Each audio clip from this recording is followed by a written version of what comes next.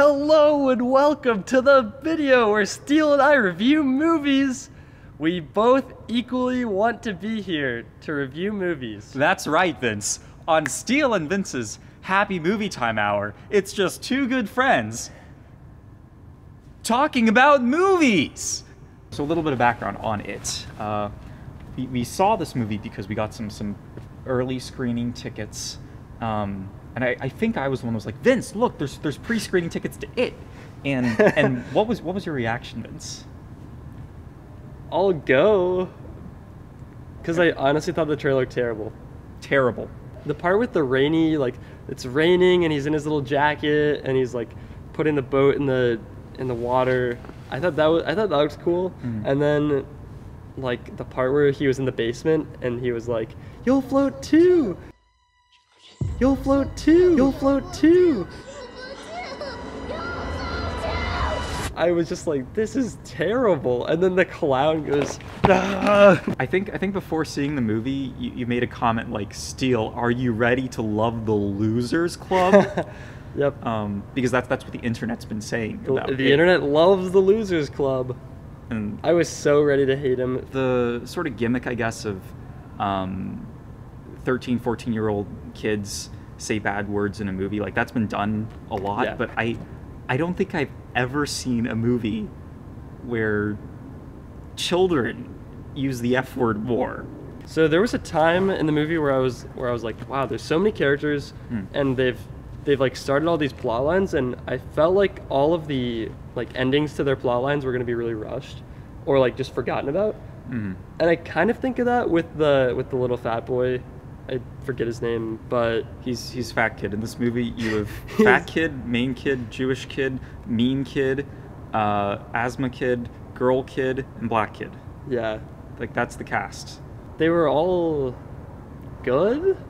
Yeah. They wrapped up all their story. Like, they gave them some closure for every single storyline. Mm. I think that the fat kid had the least resolution, but I think that he was okay with it, so I was okay with it. I think for the kids themselves, they did a good job. Like, each one has like a strong personality trait that differentiates them from the rest. Oh, I actually disagree with that. I think that the Oh. Jewish kid had like very little Oh. personality. The Jewish kid, like, It felt like they had written him a bunch of lines and then they cut out all of them, because in the second half of the movie he spoke about like 3 times. yeah. Like there was the biggest thing he did in like Act 3 of the movie Mm. was they were about to go into the haunted house, or like into the big bad house. Yeah. And like he just kind of stepped back and didn't say anything. Right. And then like another kid had to give him a speech to get him to come in. Right. That's all I remember from Act 3 of the movie. You needed a payoff moment for him. Yeah. Because he's like the sort of cowardly, like, I don't want to get involved in this stuff. It's too much for me. You needed to have a moment where at the end, friend's in trouble or is about to get pounced on by it, and he goes, no, and he steps up.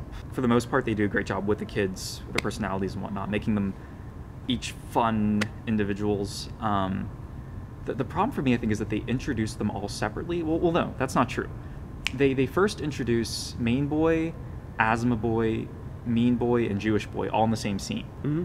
And then they have like separate scenes of all of them doing their own stuff. And they intersperse that with the extra characters that they're going to add in. Yeah. I actually like that. I think that it's kind of weak when all the characters all know each other, Sure. like really well. Mm. So they started with that, with the 4 characters. You're like, oh, these are like all the main characters. Everyone else is just going to be a side character. But Okay. then they present it with like their forming new relationships in the movie. Mm. I just like it when things get developed on screen versus like it's all in the past and they all know each other really well. Right, where you see people actually come together as a unit, Yeah. kind of. What I didn't like is how they gave literally every single kid gets their own spooky scene, where they each encounter it for the first time. I feel like you really only needed to introduce it to maybe like you really only needed like maybe 4 scenes of setup to, oh, these kids know about it.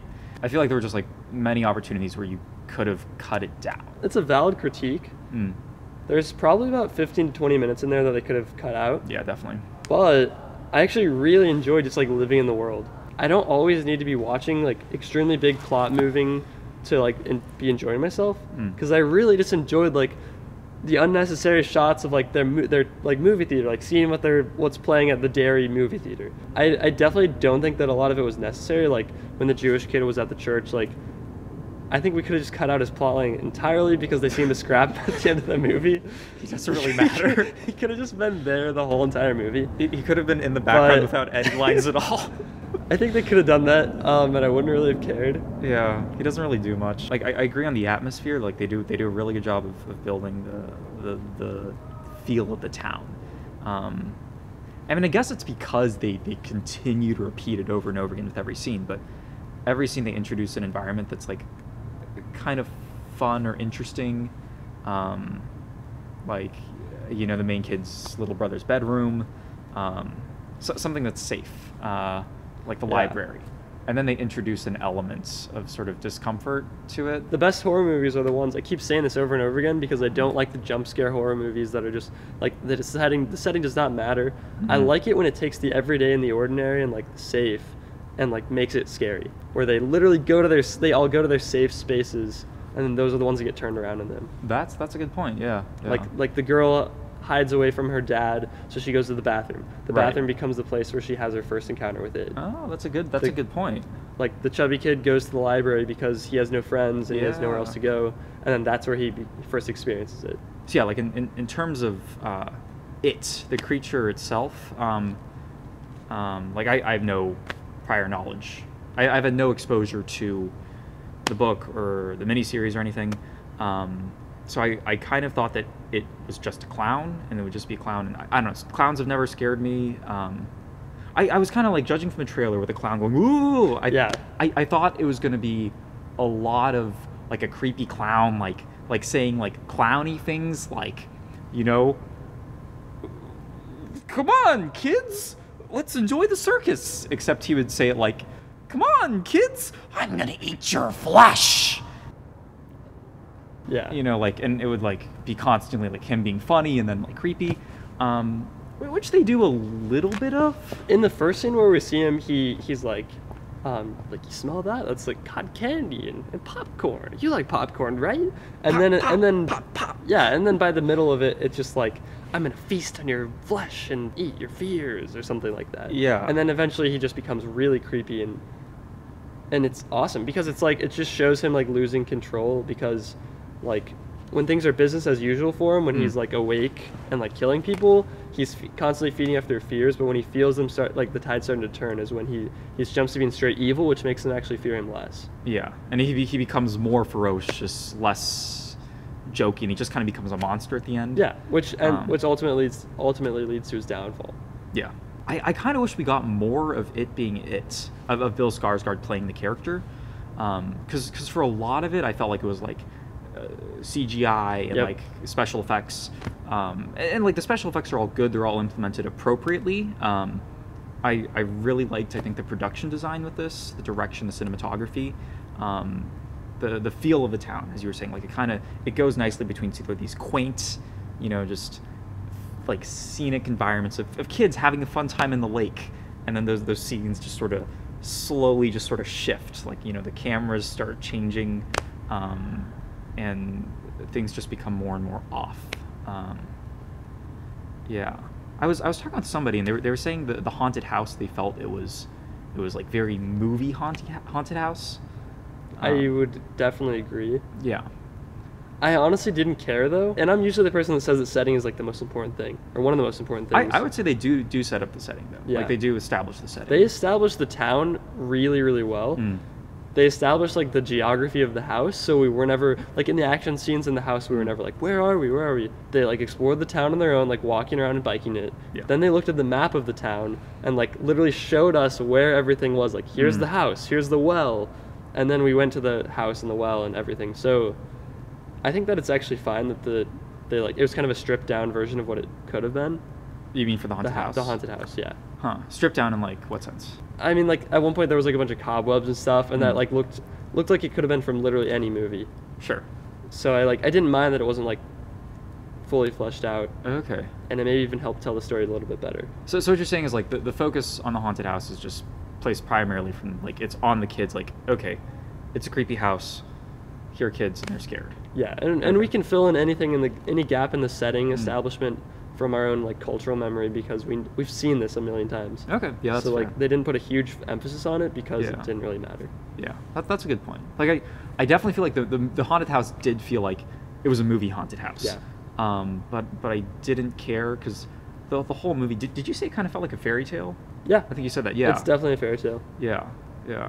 I think the best horror movies actually can like jump in between fairy tale and like horror Yeah. and fantasy. Genre. I think it jumps between genres really well. Where we haven't talked about this at all. Like basically half the movie is just like a coming of age story about friends having a fun summer together. Yeah. You have like a monster tearing people to shreds and like children disappearing, but you also have like there's a great little scene where they go splash around in nearby lake or river, and my immediate thought was like, this looks like it's an indie movie. We're not really scared while we're watching it. We're having a really good time though, and we're getting scared when we need to. Yeah. But we're not leaving it like, oh God, I can't drive home by myself. You know.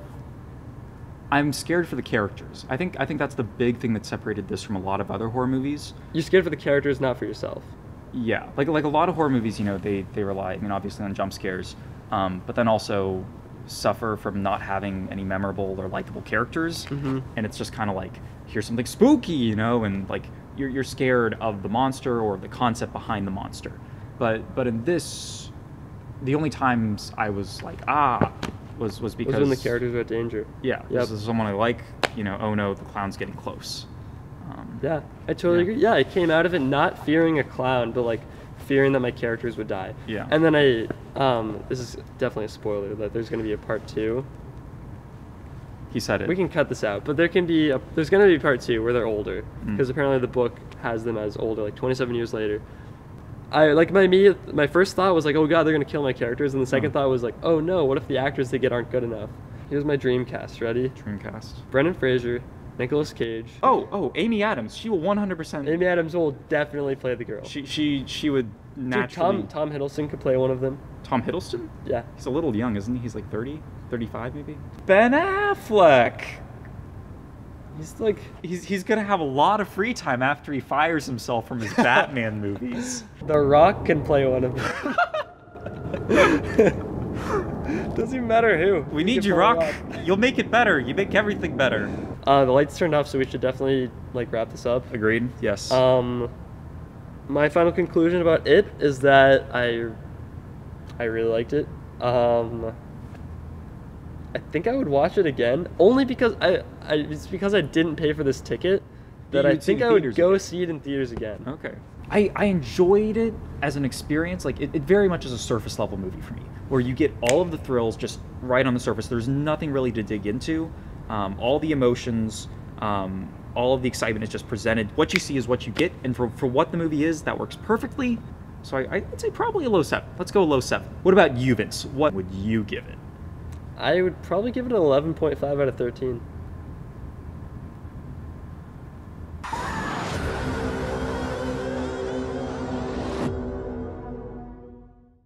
You gave the movie a low 7, right?